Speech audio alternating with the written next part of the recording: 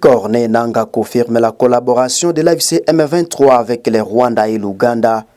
Corneille Nangaa, coordonnateur politique de l'Alliance Fleuve Congo AFC, a ouvertement reconnu l'existence d'une collaboration entre la coalition rebelle et les Rwanda, ainsi que l'Ouganda, des pays frontaliers de la République démocratique du Congo, régulièrement cités dans les rapports des experts des Nations Unies. Dans une interview, l'ancien président de la Commission électorale nationale indépendante CENI a affirmé que cette collaboration s'inscrit principalement dans un cadre sécuritaire et frontalier, répondant à des intérêts communs, notamment liés à la traque des FDLR, Forces démocratiques de libération du Rwanda, dont la présence sur les sols congolais est régulièrement dénoncée par Kigali. Est-ce que collaborer voudrait-il dire soutenir? Non. Est-ce que nous collaborons avec les Rwandais? Je confirme ici que nous collaborons et que nous ne collaborons pas seulement avec le Rwanda. Nous collaborons aussi avec l'Ouganda. Tenez, je te donne quelques faits. Nous avons effectivement un intérêt commun avec le Rwanda sur la question sécuritaire touchant la présence des FDLR. Les FDLR, c'est une force dont la mission est d'aller déstabiliser le pouvoir à Kigali. Et ils sont au Congo. Et en étant au Congo, ils tuent nos populations. Ils créent de l'insécurité au Congo. C'est un intérêt commun. La neutralisation de cette force, de cette force négative, concerne aussi bien les Rwandais que nous. Savez-vous, depuis notre entrée à Goma, combien de FDLR on a déjà arrêtés et qu'on a dû les transférer? C'est une collaboration. Autre point, nous partageons avec les Rwandais quelques points frontaliers. Petite barrière, grande barrière à Goma, à Bukavu, la frontière qui mène à Tchangungu, à Bugarama, et de l'autre côté, nous avons des frontières. Savez-vous combien de personnes, Congolais et Rwandais, et même les étrangers, traversent ou font des mouvements aller-retour sur ces frontières? C'est plus de 40 000 personnes le jour. Toutes ces frontières. C'est plus de 40 000 le jour. Ça veut dire quoi? Dans chaque point frontalier, vous avez les agents d'immigration au Rwanda et les nôtres. Nous collaborons. Ce n'est pas qu'avec les Rwandais. Nous montons un peu plus au nord, à Bunagana, à Ishasha. Ce sont des points frontaliers cette fois-là avec l'Ouganda. C'est la même chose. Nous collaborons avec eux pour arriver à Goma. Toute personne, journaliste, businessman ou qui, pour arriver à Goma, vous devez passer soit par Kigali, soit par Kampala. Doit-on dire que ce n'est pas la collaboration? C'en est une. Je confirme qu'il y a la collaboration. Et c'est pour autant dire que non, parce qu'on collabore sur ces questions, c'est le Rwanda qui est notre soutien. Non. Collaborer ne veut pas dire soutien. Collaborer, nous collaborons justement parce que pour la vie de la population, il y a cette collaboration frontalière qui doit être là. Non seulement avec les Rwandais, mais aussi avec l'Ouganda. Mais pourquoi on ne dit pas que l'Ouganda nous soutient? Parce que nous avons aussi la collaboration avec eux. Pas grand-chose sinon libérer le Congo. 2026, nous avons dit c'est l'année de la victoire. Nous allons nous voir à Noël prochain, nous allons avoir l'interview et vous verrez où nous serons à ce moment-là. Au-delà de l'aspect sécuritaire, les coordonnateurs politiques de l'AFC M23 mettent en avant la réalité des échanges transfrontaliers.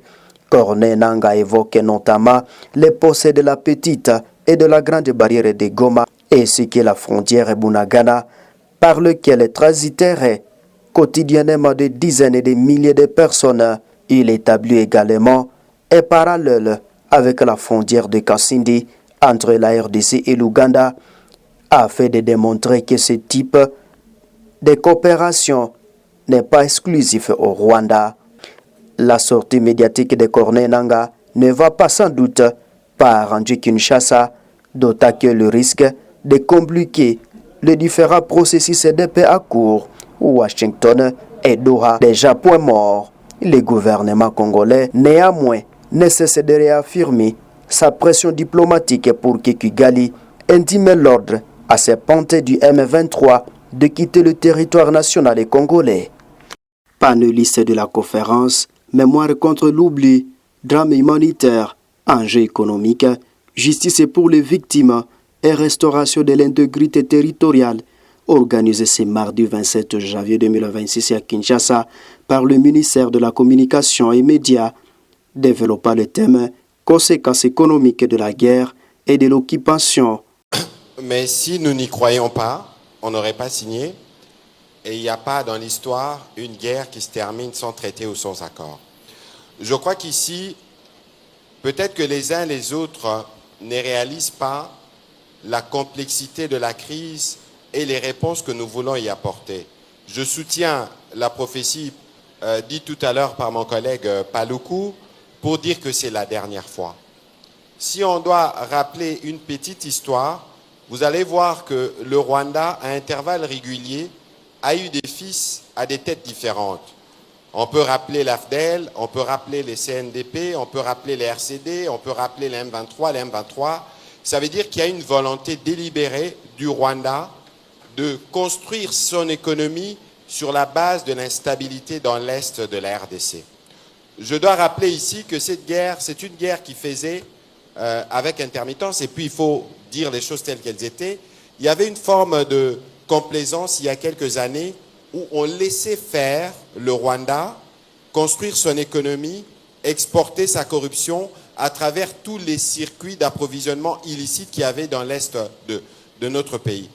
Je dois rappeler que le président de la République, peu après son arrivée aux responsabilités, août 2019, a été l'un des acteurs qui ont permis de réconcilier le président rwandais et le président ougandais.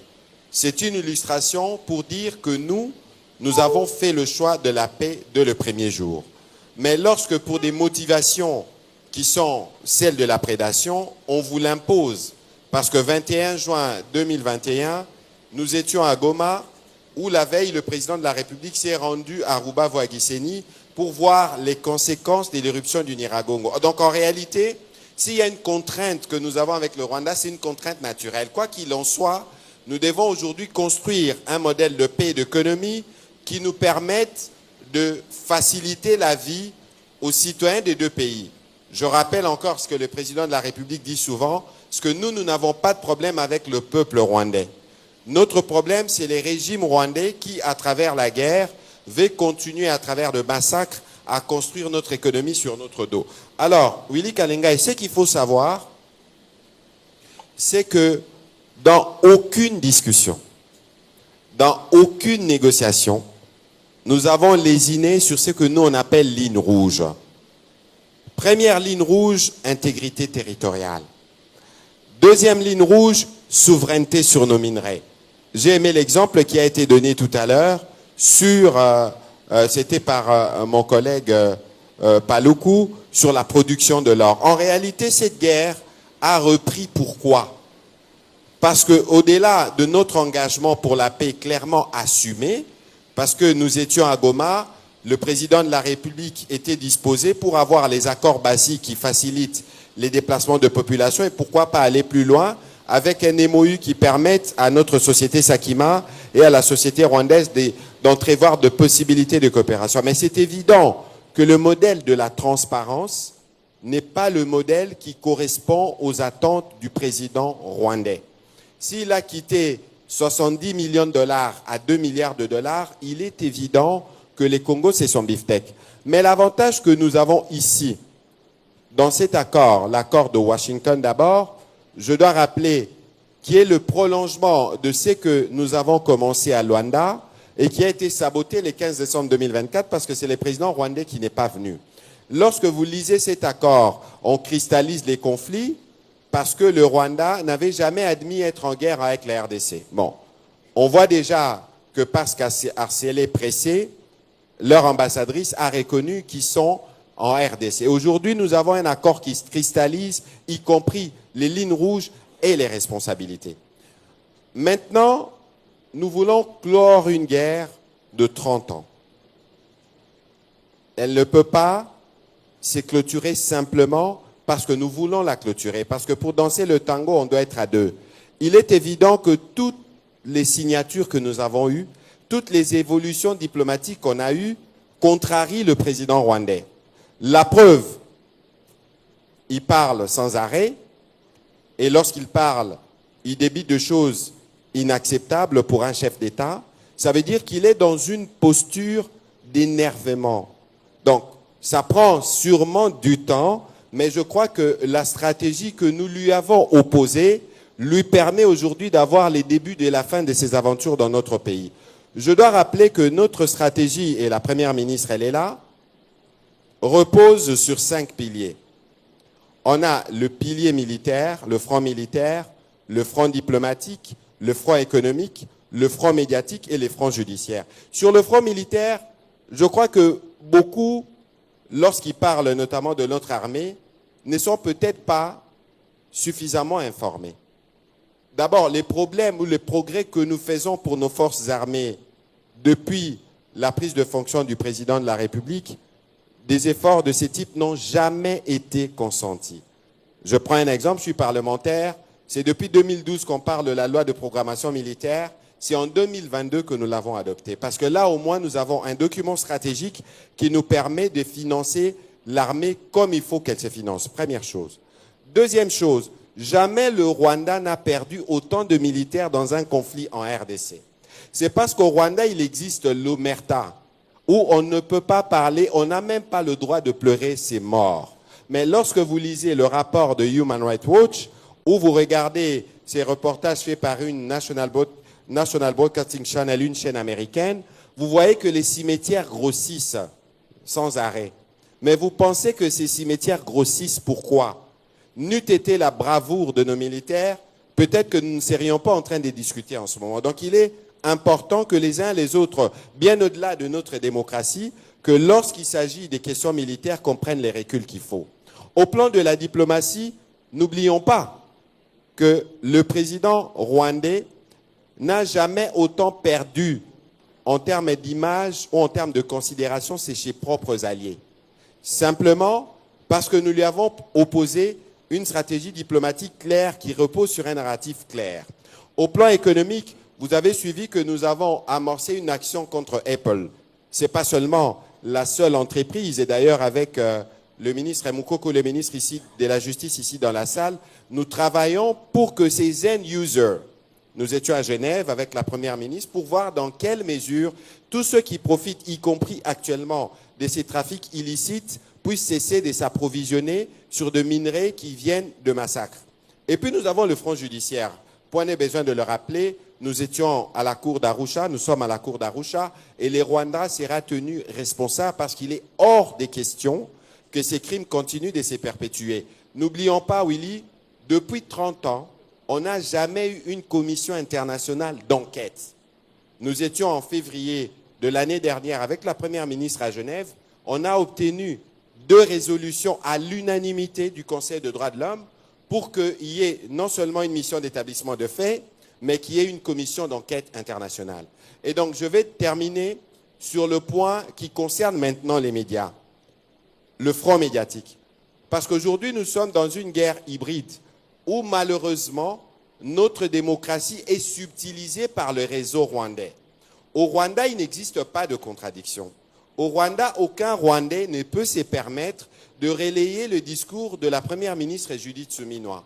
Mais pourquoi nous prenons plaisir à partager le poison qui vient du Rwanda? Parce que toutes les informations qui distillent dans notre opinion n'ont pour objectif que de nous diviser. Et lorsque vous avez vu que leur stratégie du poison n'a pas fonctionné sur Uvira, ils ont sorti une deepfake, une vidéo du président Trump s'exprimant d'une certaine manière sur le président ou appelant les Congolais à se réveiller. Et parce que nous avons la vigilance qu'il faut, cette vidéo n'a pas produit les effets escomptés. Pourquoi? Parce que nous comptons justement sur la responsabilité des Congolais partout où ils se trouvent pour que nous puissions nous tous contribuer à préserver, comme l'ami de la société civile l'a dit dans les panels précédents, ce que nous avons de plus précieux. Alors Willy, au-delà de la documentation qu'on a faite tout à l'heure, il y a cette question de la transplantation des populations, il y a cette question où on attaque nos chefs coutumiers. Ça veut dire qu'il y a une volonté de la part du Rwanda de perpétuer et d'enraciner ces conflits, de sorte que lorsque la paix sera conclue, qu'ils soient en mesure de continuer d'avoir leur relais. Et vous pouvez compter sur nous, sur cet aspect, ils n'auront aucun espace. Je vais terminer sur la question du dialogue. Parce qu'on entend parler du dialogue à tout moment, et certains ont même tendance à dire que le gouvernement ne veut pas du dialogue. Totalement faux. Le président de la République, en février 2025, avait tendu la main. C'est dans cet ordre d'ailleurs qu'il a reçu le docteur Mukwege ou encore l'honorable Martin Fayulu. Ça veut dire que le président est totalement disposé. Au début de l'initiative de prêtres, je crois que les présidents étaient parmi les premiers à les recevoir. Mais les présidents, en termes des propositions de paix, n'a pas reçu que les propositions de prêtres. Il en a reçu aussi des confessions religieuses. C'est pour ça qu'il les a mis ensemble. Aujourd'hui, il existe une feuille de route adoptée par toutes les parties prenantes pour que nous puissions aller vers la paix. Mais Willy Kalenga, dites-moi, l'origine de la crise, elle est d'abord sécuritaire. C'est une crise qui est liée à l'agression. Comment pensez-vous qu'on peut s'asseoir, parler de paix avec certains d'entre nous qui sont complices du mal? Lorsque vous avez des gens qui vont séjourner à Goma, c'est fort sécurisé à Goma. Ici, je pense au président sortant et à tous ses alliés qui créent, y compris un mouvement Sauvons le Rwanda au Congo, pour être ceux qui apparaissent pour que les pressions diminuent sur leurs parrains. Comment pensez-vous qu'on peut laver les linges sales en famille lorsque vous avez, y compris certains prêtres dans l'église, disons les choses telles qu'elles sont, qui propagent de mensonges sur l'accord, y compris sur des choses qu'on n'a jamais signées. Et donc, il est important, qu'en ces jours de mémoire, qu'on se rappelle ce parcours. Je crois qu'il n'y a pas un gouvernement qui s'est autant investi pour que la paix qui va arriver au terme de tous ces processus soit une paix durable, une paix définitive qui permettra d'éclore le potentiel de développement de notre pays. Merci. C'est vraiment...